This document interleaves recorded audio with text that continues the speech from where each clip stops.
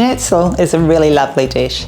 It's very easy to make and you can already buy it crumbed if you want to, but it doesn't take long to do it yourself, and it's always better homemade crumbs compared to what you buy in the shop. The sauces today that I make are mushroom sauce, which is a creamy, rich sauce full of mushrooms, and a sauce called Gypsy Sauce in German translates to a red pepper sauce. You can make it spicy if you wish. I prefer it just a little hint of spice myself. Both of these pair beautiful with Schnitzel. It's just a really delicious meal, and this is how I do it. Now you can crumb beef, pork, veal, chicken. Today I've got some of these pork loin steaks that I purchased, which are really quite thin already.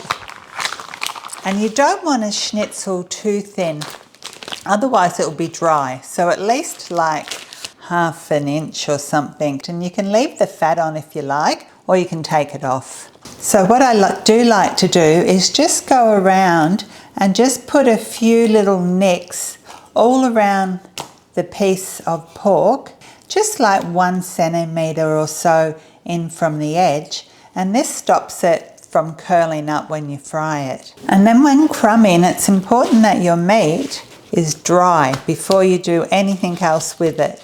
So either using a paper towel or a clean cloth, just dry the meat thoroughly. And sometimes I just use a clean washed microfiber towel, which really gets the moisture out. I'm just going to put them on a plate for a minute because I'm going to also make a couple of chicken schnitzels.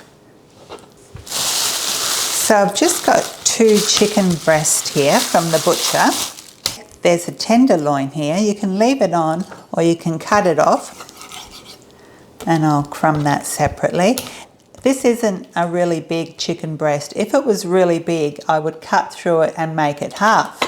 What I'm just going to do is use the mallet and flatten it a little bit. So I just put a bit of paper over the top of the fillet. Now I've got one of these mallets, and that side's for flattening and that side's for tenderizing. I find that can tear the meat apart a little bit, and I don't want to do that. I just want to flatten it so it's about ½ an inch in thickness.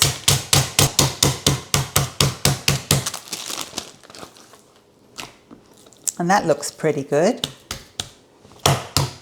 And if you don't have one of these, you can use a rolling pin or a heavy pot. So now I set up the crumbing station, and I just put some corn flour or plain flour onto a plate. And for every egg, add 1 teaspoon of oil, and this helps the crumbs stick to the protein. And just 1 teaspoon for every egg of water.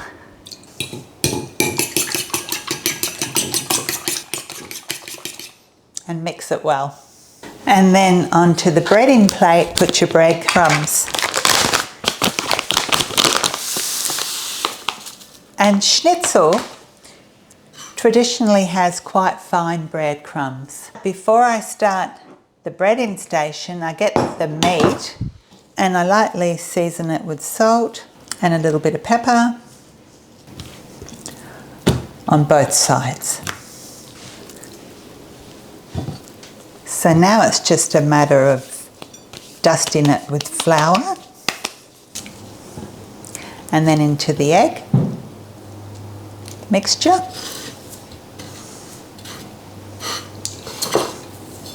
And then into the breadcrumbs. And I make sure they're patted really thoroughly into the breadcrumbs.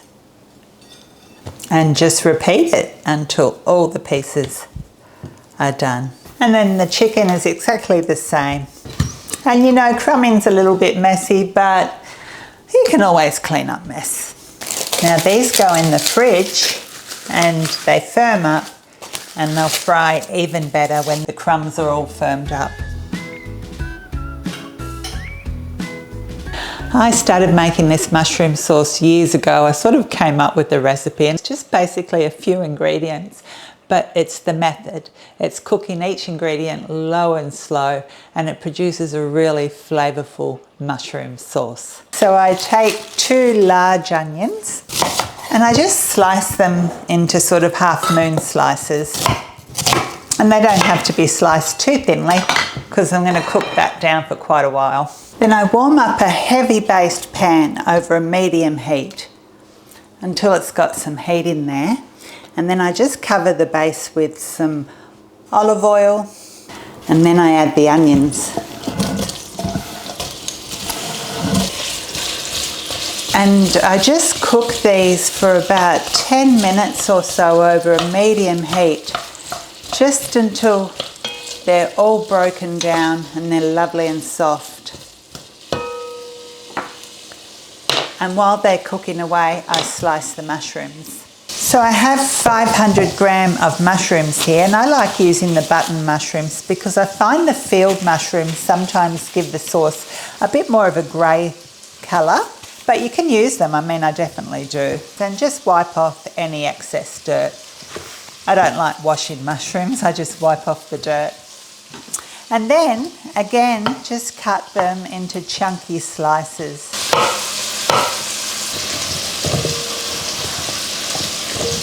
And you'll need a couple of cloves of garlic as well. And this is 1 big clove, so that's ample.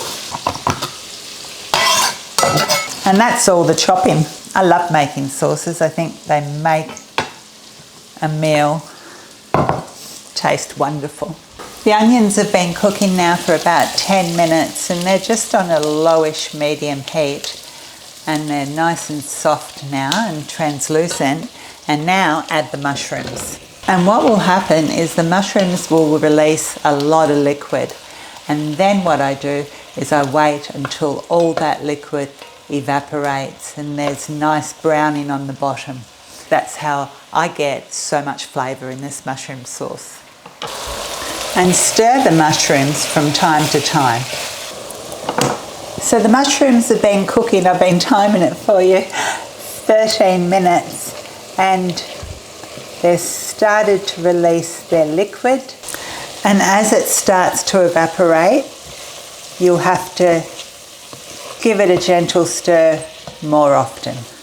So that's been 20 minutes now, and the liquid is starting to evaporate. Now I hope I can explain this well because this is the secret to the sauce. As the mushrooms start to stick to the bottom, I leave it a few minutes and then I give it a stir, and the residual moisture in the mushrooms and onions will remove the brown from the bottom, which is flavour.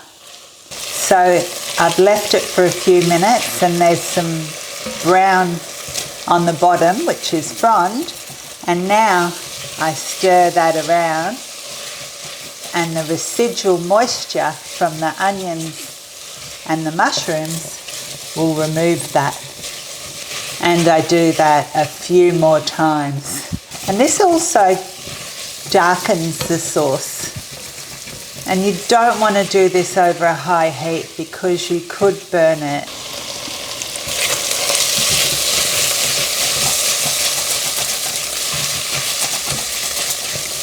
So that's been cooking now for 45 minutes all up. And now I just add the garlic.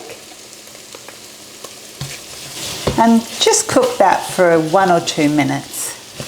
Then instead of salt, I add a good teaspoon of beef stock powder.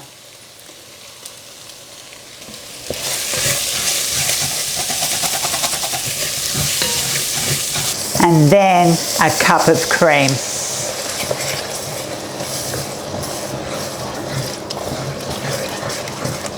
And lower your heat because it will bubble almost instantly, and just stir that gently until all that beautiful frond from the base of the pan goes into the sauce. And you might find you need a little bit more cream during this process, so add just a little bit more.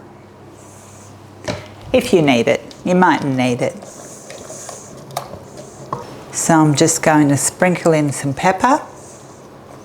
And this also reheats lovely, either in a pot or in the microwave. And I'm going to turn the stove off now, taste it for seasoning. And I'll put a lid on it, ready for the schnitzel later.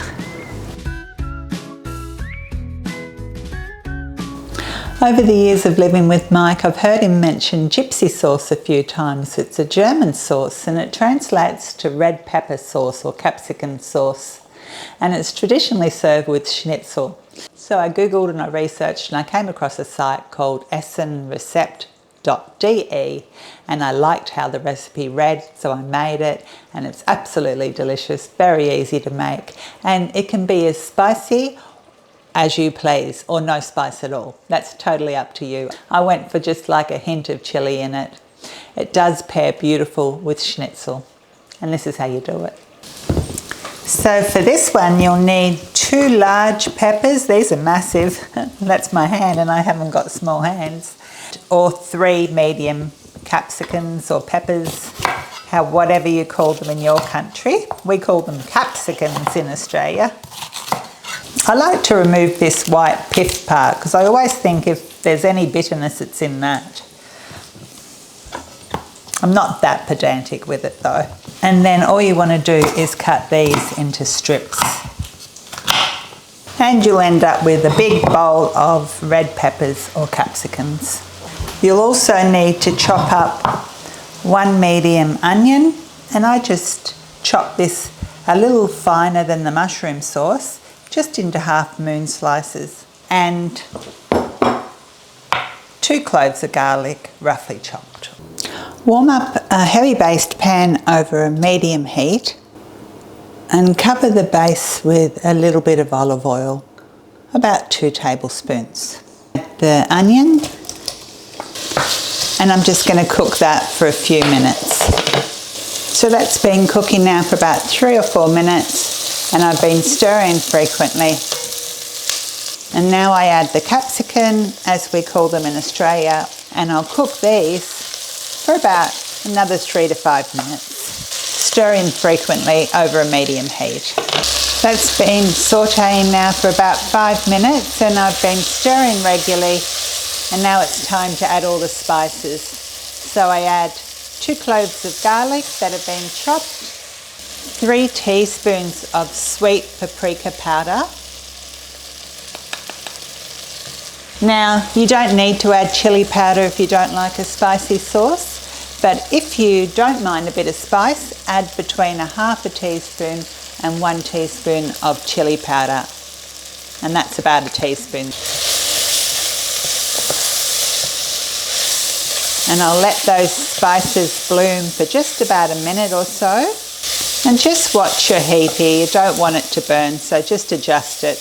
I lowered mine a little bit.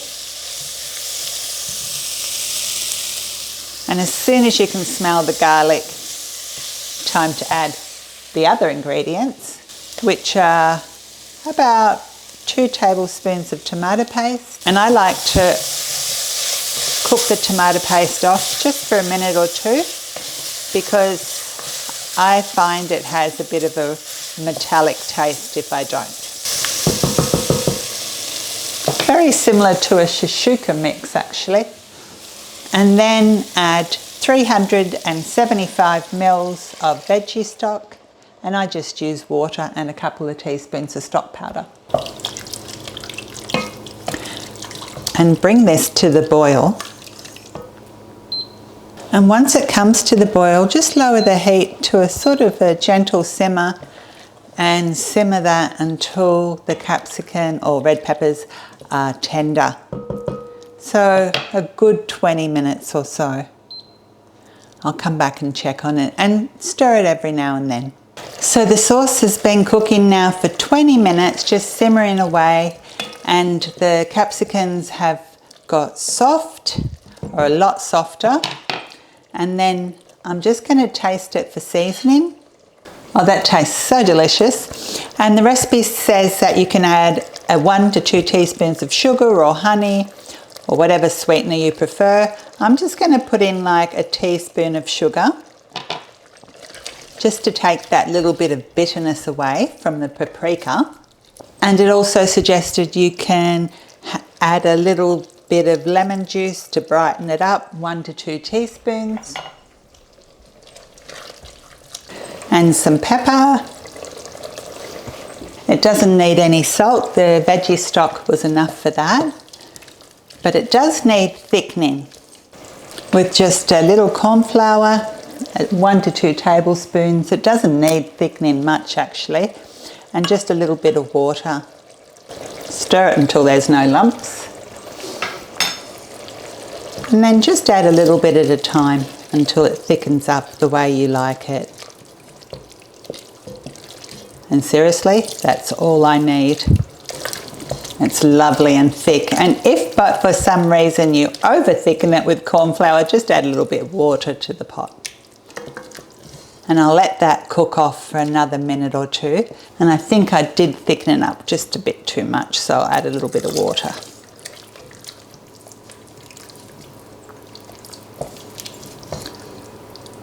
And that is gypsy sauce. It tastes so good. I'm very impressed with that.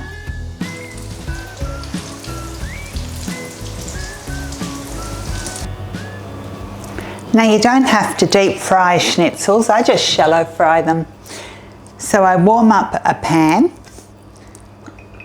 until it's got a little bit of heat on it, and then I just cover the bottom with oil. I'm using a light flavoured olive oil here, so pretty neutral oil.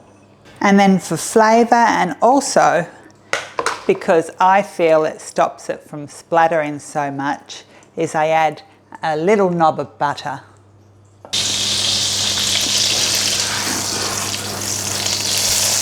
And once the butter is melted, it's generally hot enough then to add the schnitzels. And these are the pork ones. And I'm just going to gently cook them just until they're brown. The crumbs are brown. It's probably 3 minutes each side. And I have a tray ready here because I like to lay the schnitzels on top of a rack once they're cooked, which helps keep them crispy.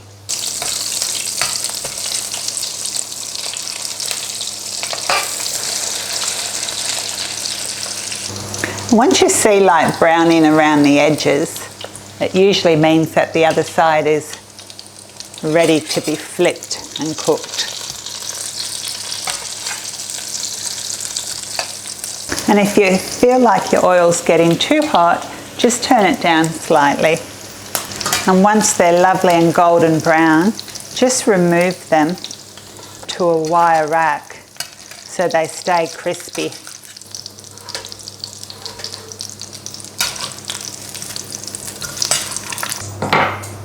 And because crumbs do soak up a fair amount of oil, you might need to add some more oil from time to time. And then just frying the chicken schnitzels in the same way over a medium heat until they're golden brown. And they only take 3 to 4 minutes each side, if that. I just want to show you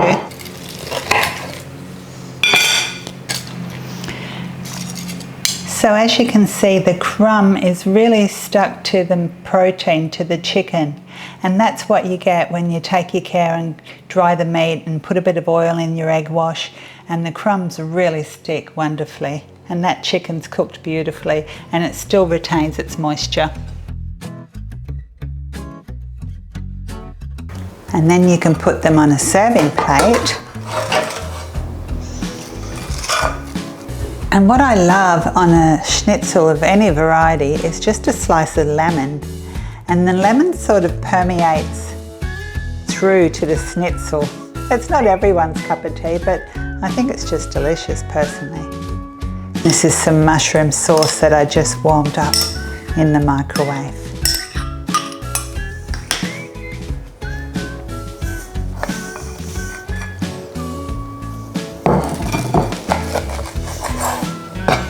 And that's cooked beautiful.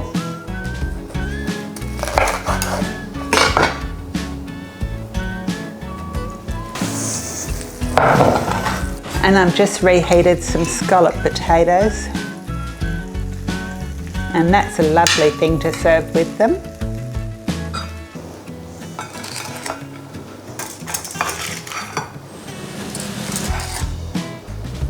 A little bit of coleslaw is always a winner with schnitzel.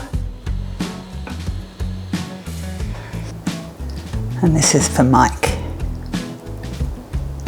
I'll give him some of this gypsy sauce first. There you go, one yummy plate of food. Thank you so much for watching. I really hope you enjoyed this. It's such a delicious meal. Hopefully I'll see you again soon. Here, Mike, love. Thank you very much.